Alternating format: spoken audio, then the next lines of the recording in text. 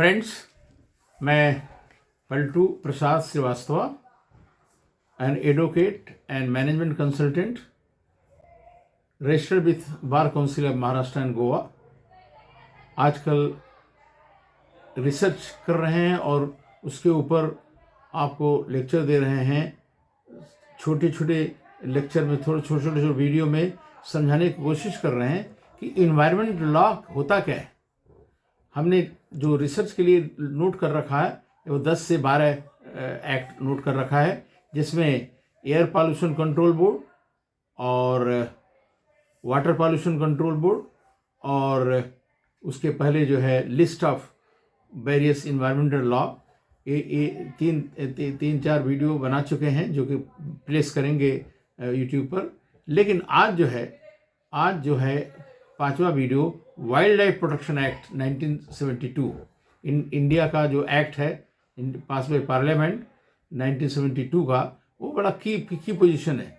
Definitely उसके बाद बहुत सारे अमेंडमेंट्स हुए हैं और अमेंडमेंट्स हुए हैं राइट 2 साल 4 साल पहले। लेकिन फ्रेंड्स, ये वाइल्ड लाइफ प्रोटेक्शन एक्ट बड़ा इम्पॉर्टेंट है।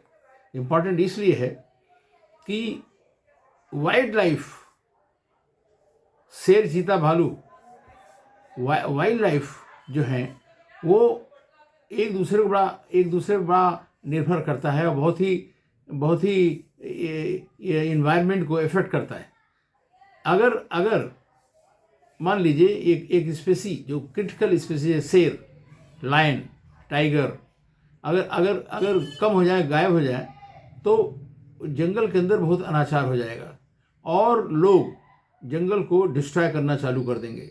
तो इसलिए उनका प्रोटेक्शन करना, उन स्पीसीज का प्रोटेक्शन करना, ये माना जाता है कि पृथ्वी पर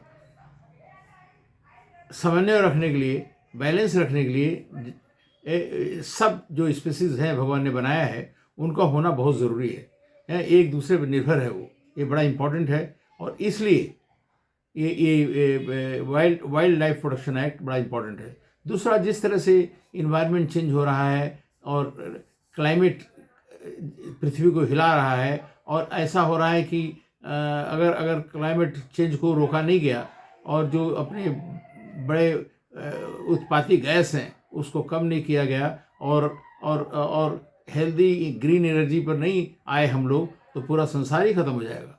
इसलिए प्रोटेक्शन ऑफ वाइल्ड लाइफ बड़ा इम्पोर्टेंट हो जाता है। और इसके अंदर प्रोविजंस ऐसा है कि पहले पर्पस तो बताया मैंने आपको कि ये उनको सुरक्षित रखना वाइल्ड लाइफ को बड़ा इम्पोर्टेंट है। और दूसरा प्रोविज़न में इसे wild life protection act 1970 provision है कि हंटिंग पर रोक लगाया, कि हंटिंग नहीं करेगा कोई, उनको जाके मारेगा नहीं, किल नहीं करेगा, और करेगा तो बहुत सीवियर पनिशमेंट उसको मिलेगा हैं। और हंटिंग का प्रोविज़न है कि हंट नहीं कर सकता उसको। और कुछ एरिया प्राइवेटेड है, वो घुस ही नहीं सकता, जैसे कि हंटिंग पर्पज से किसी उद्यान में या किसी वाइल्ड लाइफ प्रोटेक्शन एरिया में या नेशनल पार्क टाइप का बहुत बड़ा एरिया है, कई जगह है हिंदुस्तान में, 50 जगह हैं, और उसमें सब तरह के जानवर हैं और उनको वो पल रहे हैं उसके अंदर और उसके अंदर जी रहे हैं। तो उस एरिया में प्रोहिबिटेड है कि कोई जाकर के कोई गन या कुछ ले जाकर जाए और उस पर्पज से करने की कोशिश करे। इसलिए उसे क्या बोले, प्रोहिबिटेड एरिया। हंटिंग पर्पज बताया मैंने, हंटिंग प्रोहिबिशन बताया, प्रोहिबिटेड एरिया बनाए। अब फ्रेंड्स, इसमें इस एक्ट में 6 शेड्यूल है। शेड्यूल 1 और 2 में स्पेसिफिक हायर प्रोटेक्शन जानवर जो हैं उनको मारने से या किल करने से या तकलीफ देने से पेनल्टी बहुत सीवियर है, बहुत ही भयानक स्थिति हो जाती है। और चीते हैं, शेर हैं, भालू हैं और बहुत सारे लिस्टेड है उस शेड्यूल में। और शेड्यूल 3 और 4 में पेनल्टीज थोड़ा कम है, क्योंकि वो लोअर स्पीसीज हैं जहाँ पर ख़त्म नहीं होने वाले हैं वो लोग। अब अगर हम शेड्यूल 5 पे जाएंगे तो उसमें अंदर कॉमन क्रूज और जो तकलीफ देते फसल को या कुछ ऐसा तरह करते हैं, और माइस है वो भी प्रोटेक्टेड है, लेकिन फिर भी उनमें बहुत ही कम पनिशमेंट है और शेड्यूल 6 में है स्पेसीज जो है आपको जो है कुछ रेगुलेट करते हैं, कुछ स्पेसिफिक प्लांट उगाने का, ये करने का, जिससे कि इन्वायरमेंट को नुकसान होता है, इस तरह का है। उससे ये 6 शेड्यूल के बाद में ट्रेड रेगुलेशन है कि ये जो उनके जानवर हैं उनके ट्रेडिंग नहीं कर सकते, उनके चमड़े को ट्रेडिंग नहीं कर सकते, और जो आदमी व्यापार करेगा उनको बहुत ही कड़ा पनिशमेंट दिया जाता है।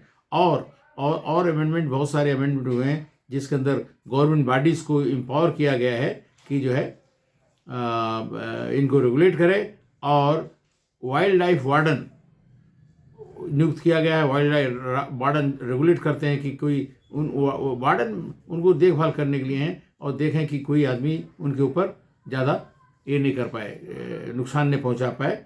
और इस तरह से जो है अमेंडमेंट करते गए हैं, और काफ़ी नेशनल लेवल पर, स्टेट लेवल पर इन बॉडीज़ जो हैं, जो गवर्नमेंट बॉडीज़ हैं, वो रेगुलेट करते हैं फॉरेस्ट एरिया को, और फॉरेस्ट एरिया में ही रहते हैं ये प्रोटेक्शन ऑफ वाइल्ड लाइफ जो है। और उससे क्या होता है, बैलेंस, फॉरेस्ट का डेवलपमेंट बैलेंस होता है और इन्वायरमेंट बैलेंस रहता है। और इस तरह से हमें लॉन्ग टर्म में यही हमें जीवन का एक और आधार रहेगा, नहीं तो जीवन ही ख़त्म हो जाएगी अगर फॉरेस्ट और वाइल्ड लाइफ का जो है ये संयम जो है निकल जाए, और जो मर्जी जो करने लगे। पहले तो बहुत ही ज़्यादा होता था नुकसान, अभी तो डिफॉरेस्टेशन भी रोका गया है, जो हम अगले लेसन में बताएंगे। और जो है अभी जो है वाइल्ड लाइफ और फॉरेस्ट दोनों बड़ा इंपॉर्टेंट है, और हम इसके बाद जो वीडियो वाइल्ड लाइफ पे फॉरेस्ट डिफॉरेस्टेशन फॉरेस्ट के बारे में बात करेंगे। Thank you very much for watching.